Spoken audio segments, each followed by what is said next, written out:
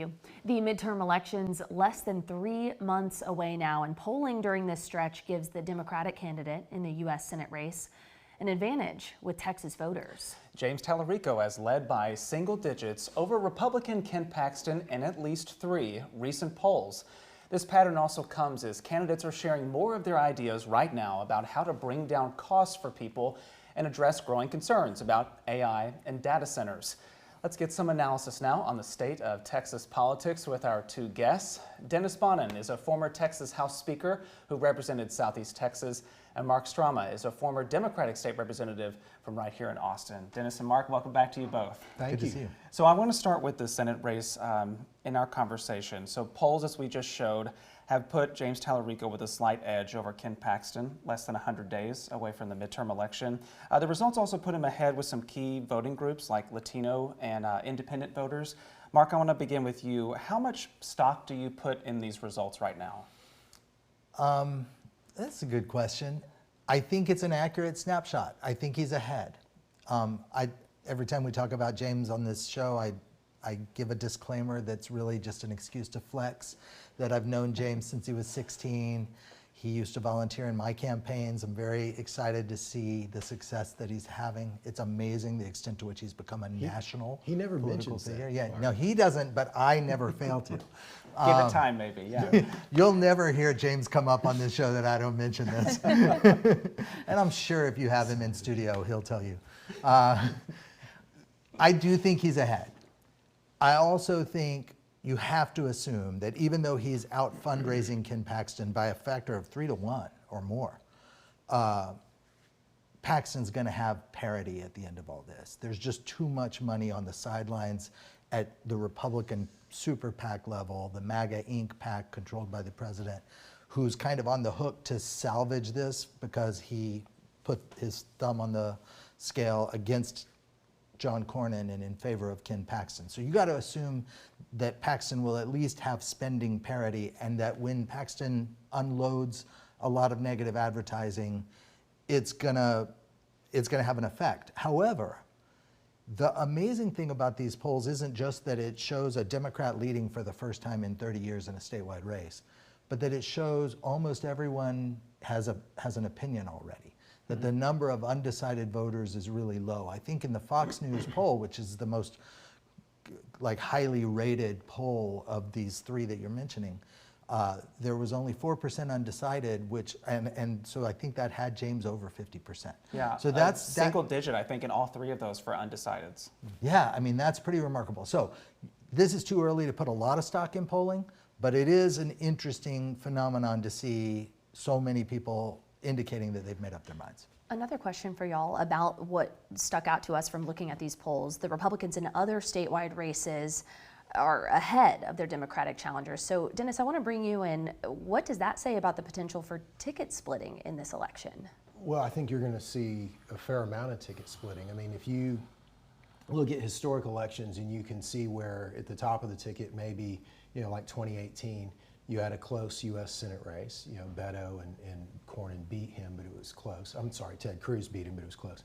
You saw down ballot where there was clearly in House races, Senate races, state Senate races, a lot of ticket splitting. The governor was multiple points above that. So what that says is, and I don't want to get Mark too excited here, but what it says is that voters are making intelligent, educated choices. They're studying candidates and they're choosing not purely based on a down the line party perspective. And I think the challenge Paxton has is that he's got to overcome the narrative that people think that he's not fit for the office. And so that's where I think you're seeing that ticket splitting, is that I think you're seeing people that say, I'm not comfortable with that one, but the others are the right people and they're the people I'm comfortable with and what have you. The other issue too is that there is tremendous amount of name ID and knowledge about James Talarico.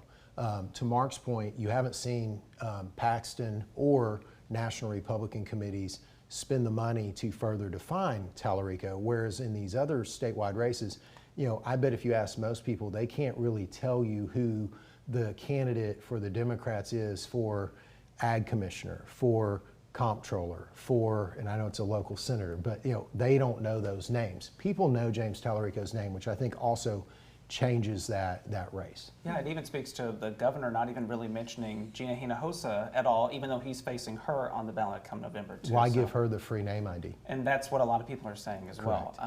I want to point out that this week there are lots of different campaign events. Ken Paxton is holding some of his first rallies since his primary runoff win. The latest will be tonight in McAllen. James Talarico did a speech last night focused on the economy. They're both wanting to highlight those policies. What's the strategy in that, in wanting to maybe pivot away from maybe some of the personal attacks, name calling, to focusing on that specifically? You saw it in Michigan 2 nights ago. I mean, they nominated a Democratic socialist in Michigan because, in fairness to that gentleman, he kept saying, I want to put money in our schools. I want to take care of you. I want to take care of Michiganders, or whatever the right term is. I'm not from there. But I got it right. But at the end of the day, what you are seeing also, if you go down to crosstabs and into these polls, what you're finding, voters are fed up. And that's why you're seeing both Republican and Democrats pivoting to affordability. I hear you, I get it, I feel it. Because what they're really saying, and this is what happens in elections like this, is they go, I'm tired of y'all yelling at each other and getting nothing done. I'm tired of you telling me I need to be on this team or that team. I'm tired of the tribalism. I don't feel good about my pocketbook. I don't feel good about how things are going for me economically and otherwise. So you better start talking about that and quit just saying, well, I'm the best Republican in the race, vote for me. They want to hear you address the issues they're worried about. That meat. Bingo. Yeah. Meat on the bone. We're going to shift gears here, but Mark, anything to add to that before we move on to another topic? I have nothing, shockingly, to add to this point about what voters want to hear. And I don't think it's that they necessarily want to hear, I'm going to blow up the system. I do think it's that they want to hear, here's what I'm going to do for you. If I can make one point about this swing voter, this ticket splitting. Of course, thing. go with it, baby. I teed it up. So, We've missed you guys. Yeah, no, exactly. you know, in my class at UT, I teach about this election in Virginia last year, where the Attorney General, the Democratic nominee for Attorney General, was on record texting to his Republican colleagues that he wanted to kill one of their other Republican colleagues. And when they texted him back and said, don't say things like that, you don't mean it, he texted back and said, I do mean it. In fact, I want his wife to have to hold their dying children in her arms. That guy That was the Democrat. won. Yeah, that was the Democrat. He did. I'm making your point. No, but you said Republican. Oh, I'm sorry, did I? Yeah. Oh, yeah, no, he was the his name's Jay Jones, he's the Democratic nominee for Attorney General. It was a very strong year for Democrats in Virginia. The gubernatorial candidate won by 13 points. He won by 7 points. Nobody disavowed him, and most Democratic voters voted for him.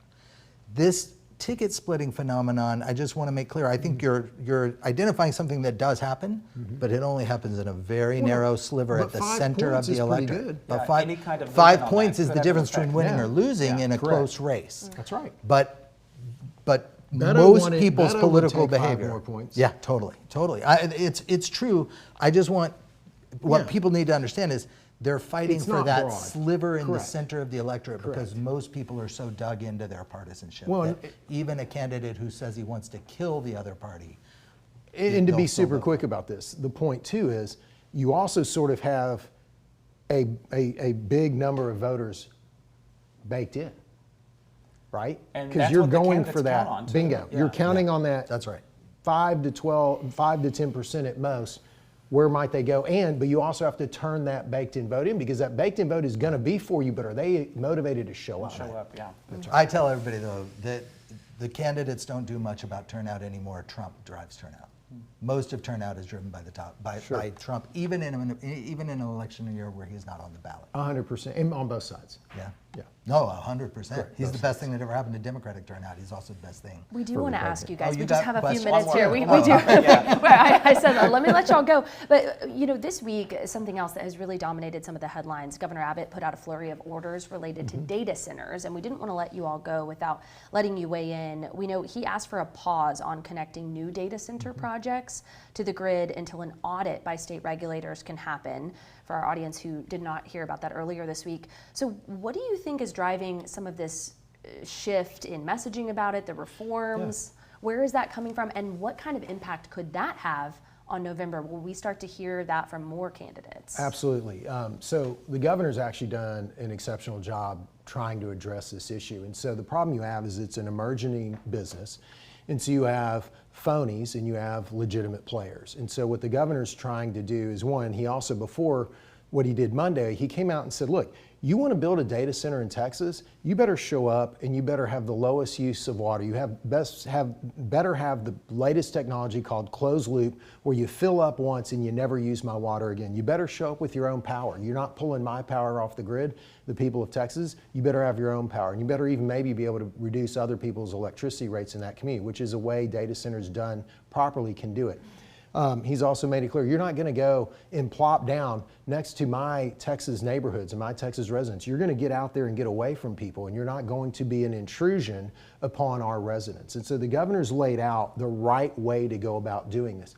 And because there's so many people that are out there saying they're developing a data center, but they're not legit, they don't have the wherewithal, they don't have the intelligence to do it correctly, he came out Monday and said, hey, we're just going to stop this for a while. We're going to figure this out better, and we're going to make sure those that want to be good partners with Texas and bring that immense property tax paying value that a data center brings, those who want to have very low water usage, those who want to benefit the grid, we're going to make sure that we're doing an audit so that those that are willing to do all that might get to develop here, might.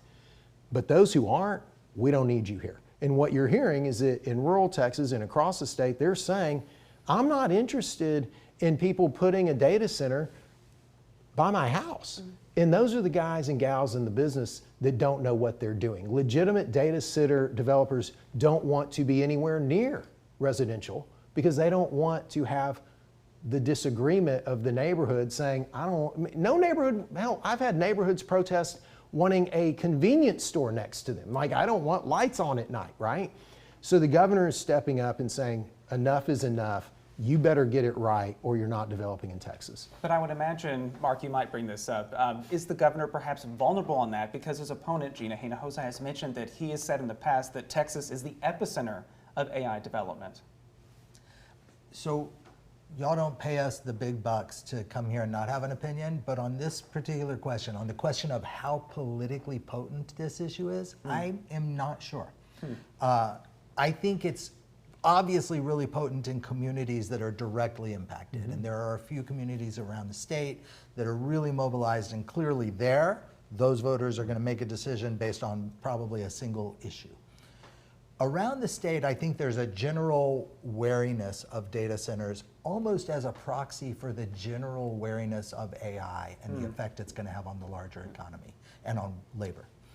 And whether that has risen to the level of a decision factor in who you're going to vote for, or whether it's just sort of a nebulous line that you can throw into a speech and get a little bit of applause for, I'm not sure it's a voting issue for people who aren't in communities that are directly impacted by it, and I bet the number of people Mark in those is right. communities So Mark is pretty right. small. And then the other component here was hard too, to say, wasn't it? when the governor says, no, it was easy because you got close. But the other issue here too is that there is a genuine national security. When the governor says, I want to have data centers in Texas, he's speaking to Texas being the leader that we always have wanted to be. But he's also saying, but we're only doing this the right way. And if you don't want to do it the right way, you're not happening here. But one thing that gets missed in this, we are in a war over who will control data. Will it be China? Will it be Iran? Will be the great United States of America and the state of Texas. And so that is also a big part of this debate is, do we want to forfeit, your iPads, who do you want to have all that information? Who do you want to hold that? You want it held in Texas? You want it held by the People's Republic of China? We will leave our conversation there. I know that this will be only the beginning of it. So Dennis and Mark, thank you again for joining us, and we look forward to having you back very soon.